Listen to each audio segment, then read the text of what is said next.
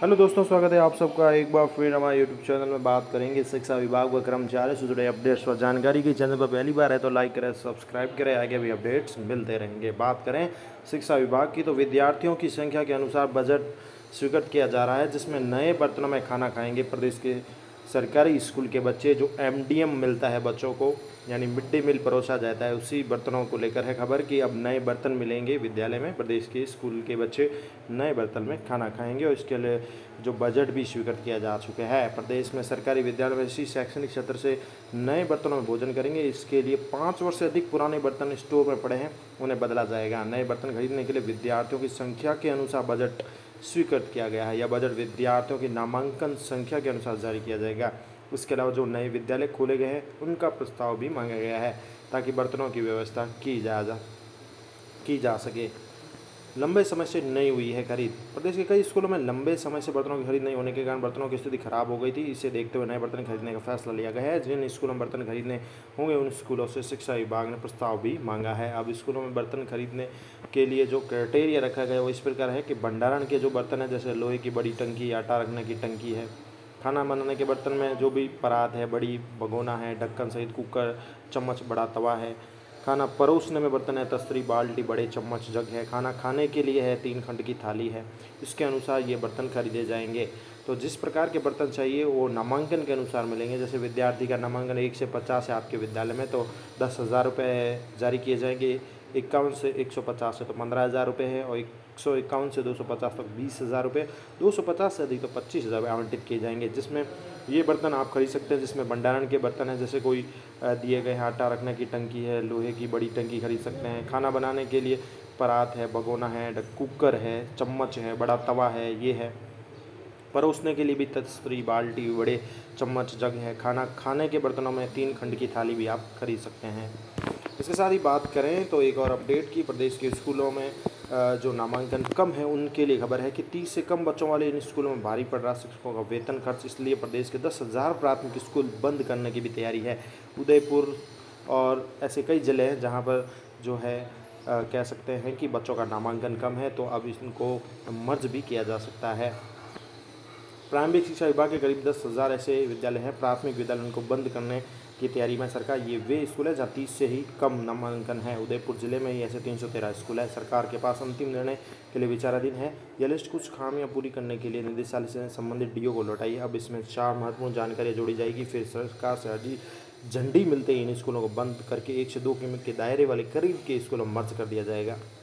विभाग ने करीब 8 साल पहले 30 से कम बच्चों वाले स्कूलों को करीबी स्कूलों में मर्ज करने का नियम बनाया था। वजह यह है कि इन स्कूलों में कार्यरत 1 या 2 शिक्षकों की तनख्वाह भी करीब 80,000 रुपये के आसपास आती है। ऐसे में सरकार पर प्रति शिक्षक सालाना 9.60 लाख रुपये खर्च आता है, जबकि 40 बच्चों पर 1 शिक्षक होने का नियम प्राथमिक विद्यालय के लिए। इसके अलावा पोशाक बनाने, दूध खर्च सहित सालाना 1 लाख रुपये दूसरे भी खर्च होते हैं। ऐसे में अब बात करें तो 4 पॉइंट जोड़कर लिस्ट भेज देंगे। शिक्षा विभाग के संयुक्त निदेशक का कहना है कि इस लिस्ट में 4 बिंदुओं की जानकारी जोड़कर निर्देशालय को भेजी जाएगी। इसके बाद वहां से अंतिम निर्णय होगा।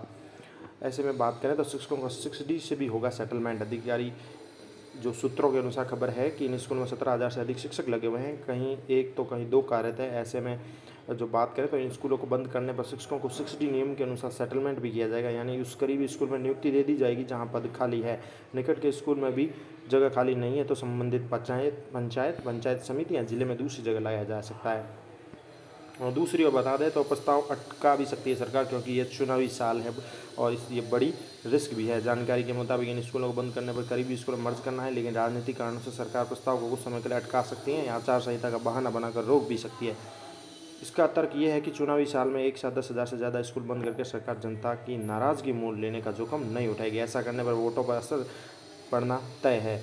विपक्ष भी इस मौके को कह सकते हैं कि भुनाए बिना नहीं रहेगी। तो फिलहाल विभाग सूची में जो 4 पॉइंट है उनको जोड़ रहा है, उच्च स्तर से मांगे गए हैं। इनमें करीबी स्कूल जिसमें मर्ज होना है उसका नाम, नज़दीकी विद्यालय का NIC कोड, डाइस कोड और दोनों स्कूलों के बीच की दूरी भी शामिल है।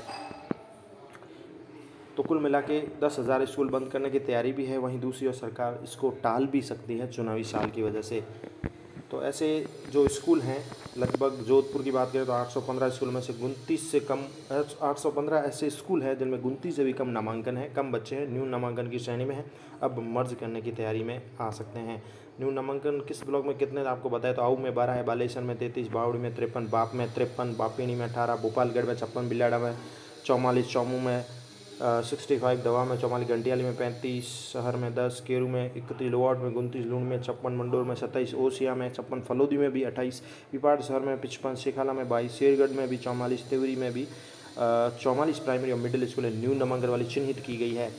तो जोधपुर में भी 815 ऐसी स्कूल हैं जिनमें 29 से भी कम बच्चों का नामांकन है। तो 10,000 प्राथमिक व उच्च प्राथमिक स्कूलों की एक ऐसी सूची है जिनको न्यून नामांकन के आधार पर मर्ज करने की तैयारी शिक्षा विभाग कर रहा है। तो ऐसे में इन स्कूलों की लिस्ट तैयार हो रही है। सूची के आधार पर शिक्षा विभाग प्रवेशोत्सव के बाद नामांकन की स्थिति पता करेगा, उसके बाद विभाग द्वारा इस पर कोई बड़ा कदम उठाने की उम्मीद जताई जा रही है। शिक्षा विभाग के अधीन आने वाले जिले के 22 ब्लॉक सहित प्रदेश के 358 ब्लॉक की प्राइमरी मिडिल स्कूलों की एक सूची जारी की गई है जिनका न्यून नामांकन के आधार पर नज़दीकी स्कूल में शिफ्ट करने की तैयारी चल रही है। इनमें चौमू ब्लॉक में भी 65 है और सबसे कम शहर में 10 स्कूलें चिन्हित की गई है। हालांकि अभी तक इस बारे में कोई फैसला नहीं लिया गया है। प्रवेशोत्सव के दूसरे चरण में नामांकन के घटने बढ़ने के आधार पर निर्णय लेने की संभावना है। इस बारे में मुख्य जिला शिक्षा अधिकारी बल्लूराम कीचड़ का भी कहना है कि न्यून नामांकन वाली स्कूलों की लिस्ट जारी तो हुई है, लेकिन अभी निदेशालय से इस बारे में कोई आदेश प्राप्त नहीं हुए हैं, इसलिए अभी विभागीय आदेशों का इंतजार है। उसके पश्चात ही आगामी कार्रवाई की जाएगी।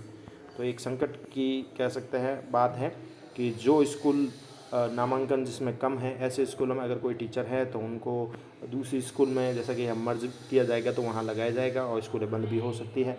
दूसरी तरफ है चुनावी साल, तो सरकार इस निर्णय को टाल भी सकती है। तो ये महत्वपूर्ण जानकारी आप सभी के लिए।